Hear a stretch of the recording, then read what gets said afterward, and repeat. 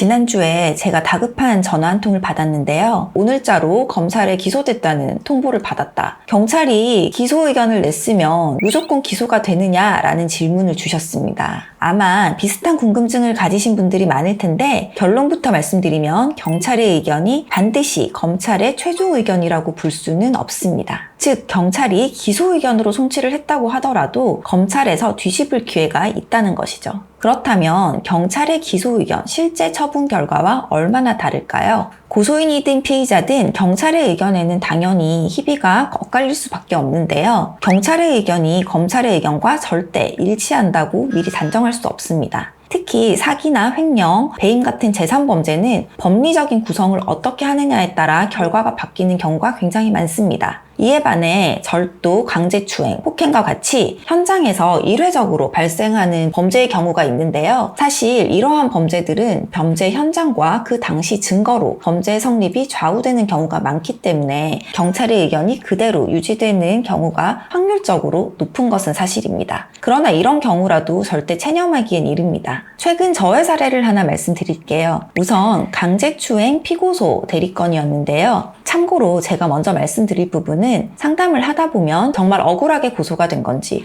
혹은 석연치 않은 부분이 좀 있으신 분인지 대략 알 수가 있습니다. 이 사건 같은 경우는 상담 결과 피의자 측에서 정말 억울하게 고소를 당한 상황이라는 제 나름의 어떤 확신을 가진 케이스였습니다. 이 사례에 대해 간략히 설명을 드리자면 회식 자리에서 만취한 고소인을 귀가시키기 위해서 지인이 운전하는 차에 고소인과 피의자가 함께 뒷좌석에 타고 귀가를 했는데요. 그때 강제추행을 당했다는 이유로 고소인이 고소를 한 사건이었습니다. 그런데 목격자도 없고 설상가상으로 블랙박스도 일부 자동 삭제가 돼버려서 심지어 담당 수사관님이 이거 분리해서 일부러 삭제한 거 아니냐라는 의심까지 하는 상황이었습니다. 특히 제가 지난 영상에서 성범죄로 무고하게 고소를 당할 경우에 절대로 섣불리 사과하지 말라고 말씀드렸었잖아요. 그런데 이분 역시 고소인이 좀 막 몰아붙이니까 나는 그런 행동을 한 기억이 없는데 그래도 네가 그렇게 느꼈다면 어쨌든 미안하다라고 해버린 거예요. 사실 내가 어떤 행위를 했다는 입증보다 내가 하지 않았다는 것을 입증하는 게 더 어려울 수밖에 없는데요. 우선 수사관님이 일부러 증거가 되는 블랙박스 영상을 일부 삭제한 것이 아니냐라는 의심을 하고 있는 상황이었기 때문에 이 부분에 대한 해명이 급선무였죠.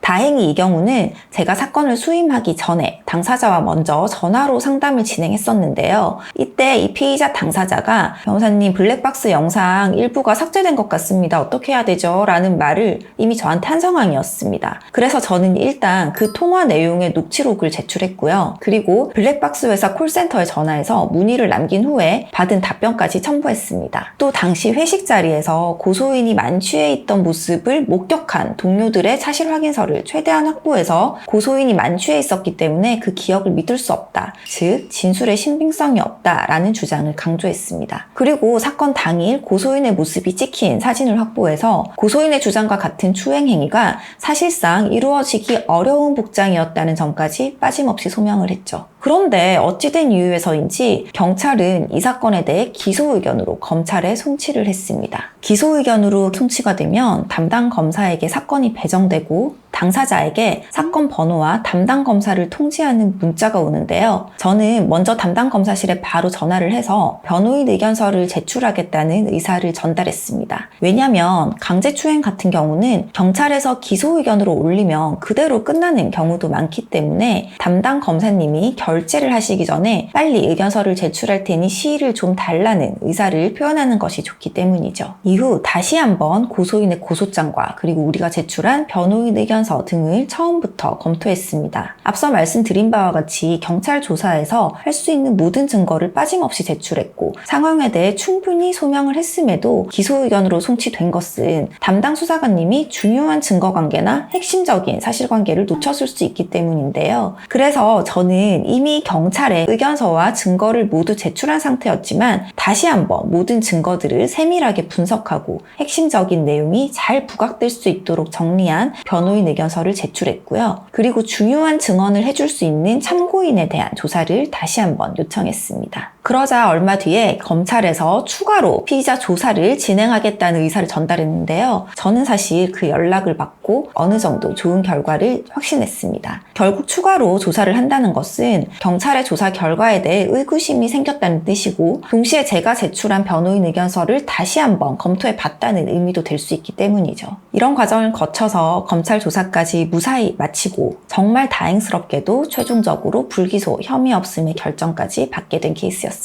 앞서 살펴본 바와 같이 경찰 조사에서 기소 의견으로 송치되셨다고 해도 아직 확정적으로 결론이 난 것은 절대 아닙니다. 따라서 일단 기존에 제출된 자료를 면밀히 검토하셔서 검사를 설득하실 수 있는 의견서를 작성하시는 것이 가장 중요하고요. 이 부분은 아무래도 혼자 진행하기 어려울 수밖에 없으니 가급적이면 변호사의 도움을 받으시는 것을 추천드립니다.